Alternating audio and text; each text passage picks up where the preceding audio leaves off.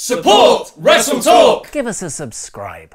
Hello and welcome to the WrestleTalk News. I'm Ollie Davis, where after last Thursday's success, we're getting another super news. That's right, it's 10 minutes of me yelling wrestling news at you. So press the thumbs up and leave a comment down below because I'll be replying to people from out of nowhere when this episode goes live. And we've got a show more packed than Finn Balor's tiny trunks. They're so tiny. With the massively controversial plans that appear to have been leaked for Crown Jewel, WWE's continuing ratings crisis, and backstage news on how Roman Reigns vacating his Universal Championship has changed the landscape of the promotion. Reigns shocked the wrestling world at the start of Monday's Raw by announcing he'd be relinquishing WWE's top title because he's suffering from leukemia, a disease he was first diagnosed with 11 years previously when he was just 22. PW Insider have since revealed that 99%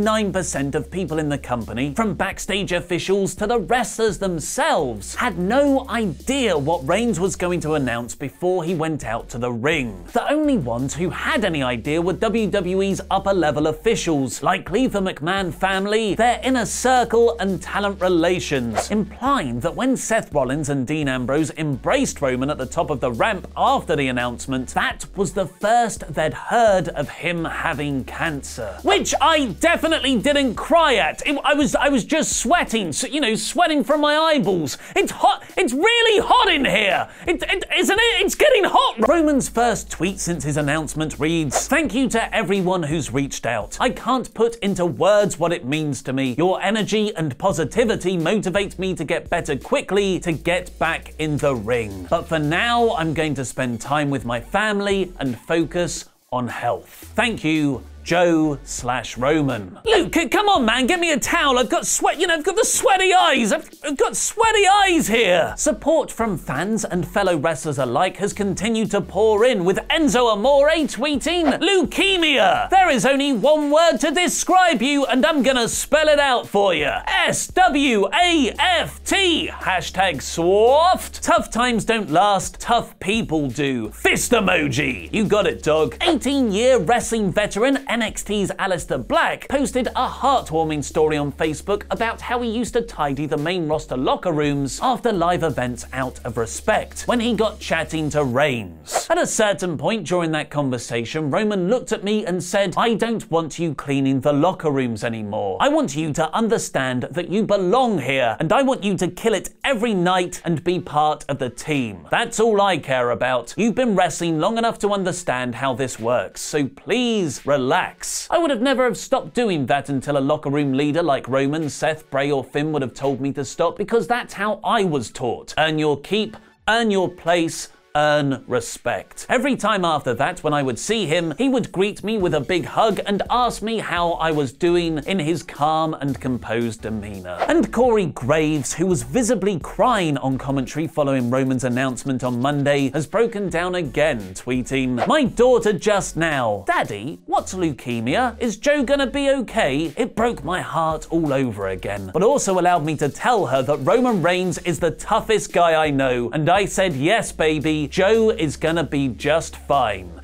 #you got this, Oos." And showing how much goodwill a previously hostile audience now has for Roman, fan Ross Adams replied to Corey's tweet, "My son has a superhero-themed party on Saturday and was gonna be Superman, but he now wants to go as Roman Reigns." I love the sentiment, Ross, but that costume is literally the scariest thing I've ever seen. Unfortunately, the sad news for Roman's family doesn't stop there, as his cousin and former WWF wrestler Samu Anoa'i has now revealed on Facebook he's also suffering from cancer. My cousin's news has struck the world, and we are all devastated at this time. What many of you may or may not know is I am also dealing with stage 4 liver cancer, and am currently waiting for God's grace to help me get a transplant. I want to use our name in order to help doctors and researchers find ways to cure this evil sickness. Until you can stand in the shoes we stand in, you will never know the pain and the struggle we endure daily. Respectfully, Samu Anoa'i.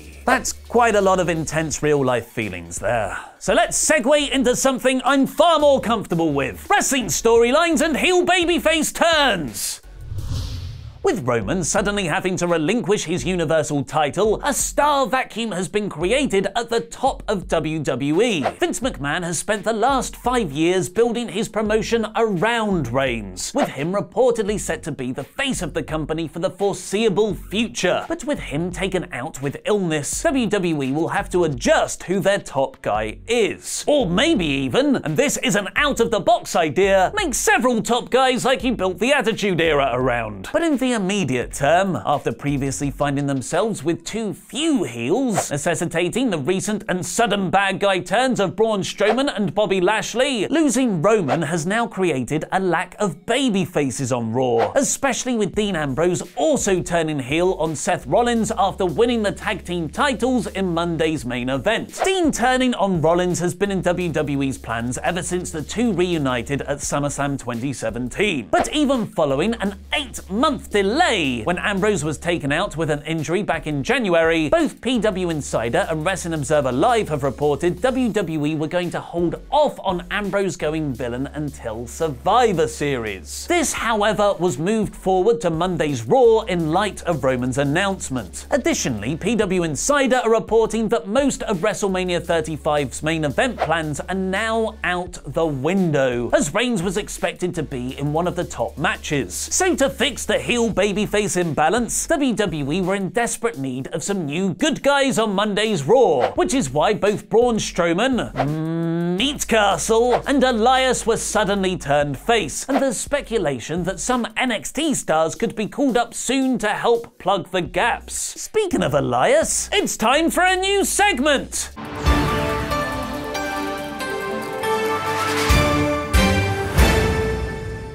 This week I tweeted Elias. I love to walk with Elias, and my local sports team sucks. Or does it now you're a good guy? Rolling on the floor with laughter, crying with laughter emoji, fist bump respect emoji, guitar emoji, heart emoji. Please retweet much love OD.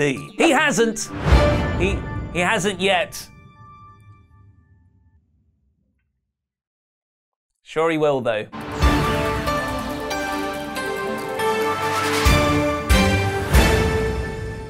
Despite all those heel and face turns, neither this week's Raw or SmackDown could get out of their recent ratings slump. While Raw might have been up 150,000 viewers from the previous week, they still only managed a terribly low 2.55 million on Monday, an emotional episode which a resounding 70% of you agreed with my top rating of in awe. SmackDown, meanwhile, lost over a fifth of its audience from the previous week's 1000th episode special, drawing just 2.09 million viewers, a lackluster show that 53% of you thought was smack bang in the middle. Neither show did a very good job of building this Sunday's Evolution pay-per-view, with SmackDown's big go-home main event instead being a triple threat between Jeff Hardy, Randy Orton, and the limits of human attention. Interestingly, there is some appetite for actually caring about the all-female show, with the Road to Evolution special on the USA Network drawing an impressive 1.11 million viewers. With the relatively inexperienced Renee Young and Beth Phoenix announcing Sunday's show alongside Michael Cole, the broadcast will hopefully be rife with potential out-of-context wrestling commentary submissions. This week's comes from Sir Princey 2.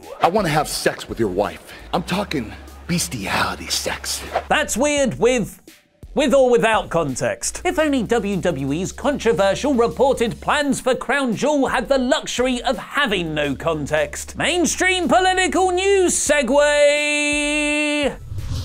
The controversy surrounding WWE's Crown Jewel pay-per-view is the story that just keeps getting worse. To catch you up with what's been confirmed so far, the Saudi Arabian government have admitted to murdering Washington Post journalist Jamal Khashoggi, but deny it was a premeditated attack. Pretty much everyone else, though, disagrees. This is the background to WWE putting on their big Crown Jewel show in Saudi Arabia next Friday, as part of a huge money contract with the country to present a positive image of their society to the rest of the world. A positive image somewhat now punctured by the aforementioned murder of a journalist. And in true good-natured progressive WWE style, after all the mainstream pressure for them to cancel or move the event, and reports that John Cena and Daniel Bryan Bryan were refusing to appear on the show, they've confirmed it's going ahead. As part of its Q3 earnings report published today, business, WWE's corporate website has confirmed the company has decided to uphold its contractual obligations to the General Sports Authority and stage the event. It's almost as tone deaf to popular opinion as The Undertaker and Kane digging graves for Triple H and Shawn Michaels on Monday's Raw to build a show taking place amidst a murder scandal. And WWE's recent new slogan for the event, an urn with DX spray painted on and the caption, "Respect is out the window," which one commentator agreed with, posting, "Respect for women, tick. Respect for free press,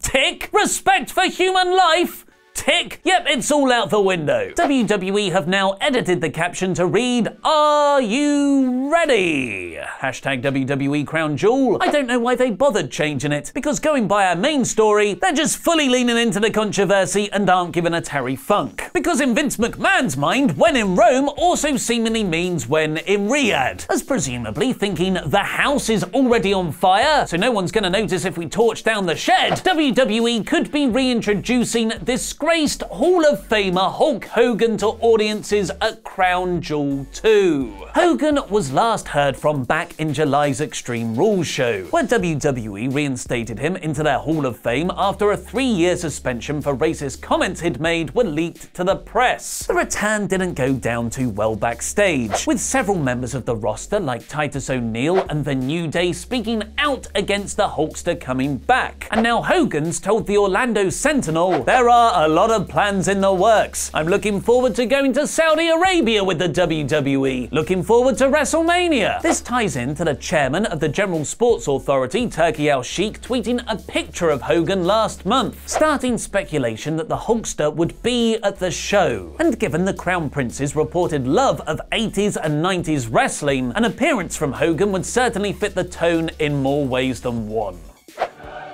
What about all the other shows WWE have done outside the United States? Click the WrestleTalk.com link on screen now to find out every non-US WWE supercard ranked from worst to best. And watch our Evolution predictions in the top left. I've been Ollie Davis, and that was wrestling.